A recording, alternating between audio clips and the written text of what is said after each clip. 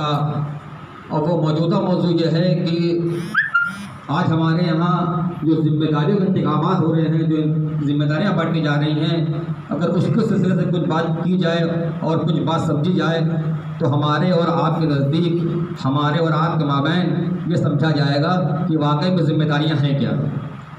क्योंकि चुनाव के मुकम्मल हो जाने के बाद जो जिम्मेदारियाँ बांटी जाती हैं, जो जिम्मेदारियाँ दी जाती हैं, जब तक हम इन जिम्मेदारियों की निस्बत को नहीं समझेंगे, जब तक हम ये नहीं समझेंगे ये जिम्मेदारियां हैं क्या, तब तक हम अपनी जिम्मेदारियों का निर्वहन नहीं कर सकते।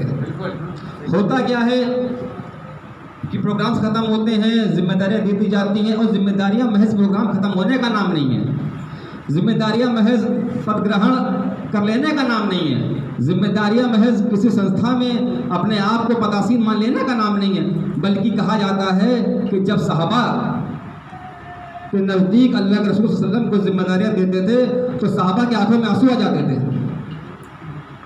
मतलब यह है कि जिम्मेदारियाँ इतनी बड़ी चीज़ हैं जिनके ताल्लुक से ये कहा जा रहा है कि ये नबी, इनको जन्नत की बशारत सुना दो, हम इनसे राज़ी हो गए,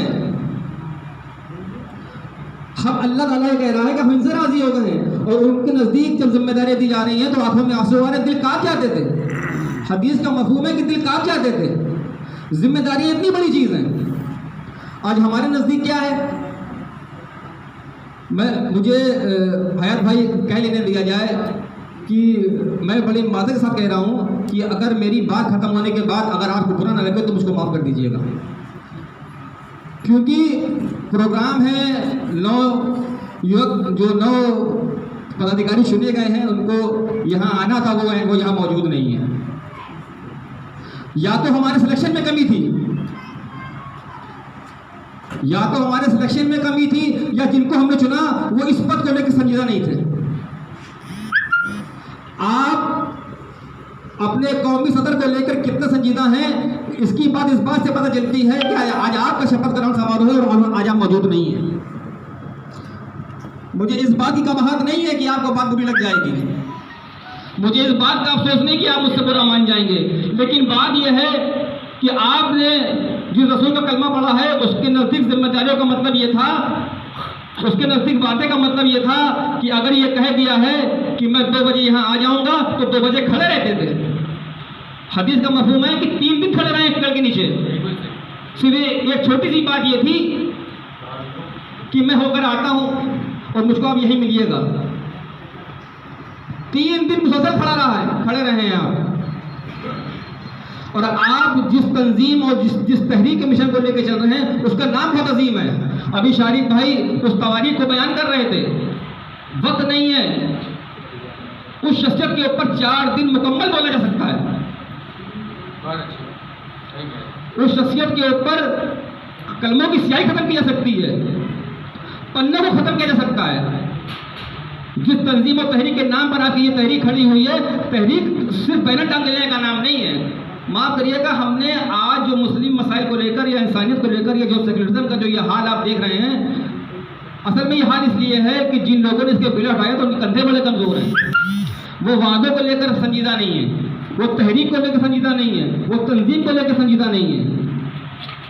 मुझे अफसोस है इस बात का कि जिन लोगों को यहाँ पर मौजूद होना चाहिए था वो अभी तक यहाँ पर मौजूद नहीं है। आपकी संजीदगी का आलम यह है, आपके ऊपर असल में ये हार कैंडिडेट की नहीं है, ये हार उन लोगों की जिन लोगों ने आपको वोट दिया था। मैं हमेशा ये कहता हूं कि चुनाव में कैंडिडेट नहीं हारता है, चुनाव में बेवकूफ़ कैंडिडेट नहीं बनता है, चुनाव में बेवकूफ़ वोट देने वाले बनते हैं। चुनाव में हार कार्यकर्ताओं की होती है। हमारे पिछले दिनों जो इलेक्शन गुजरे, आप देखिए उसको, मतलब कहने का ये है कि आज मैं बात ये इसलिए कह रहा हूँ कि अभी आपके सामने 1 साल है और ये जिम्मेदारियाँ आपके कंधों पर हैं। मैं हयात भाई की मेहनत को बताऊँ, मैं जब इनसे पहली बार जुड़ा तो इन्होंने शुक्लागंज में बाढ़ के ताल्लुक से इन्होंने एक बैनर फेसबुक पर टैग किया था, और पूरे शहर में जो बैनर लगे हुए थे उसमें अल्फाज इस्तेमाल किया गया था, गरीबों का राशन वितरण। और हयात भाई ने जो अल्फाज मुंतखब किया था वो था ज़रूरतमंदों का राशन वितरण। अल्फाजों की गहराई को समझिए कि आप किस इंसान से जुड़े हुए हैं।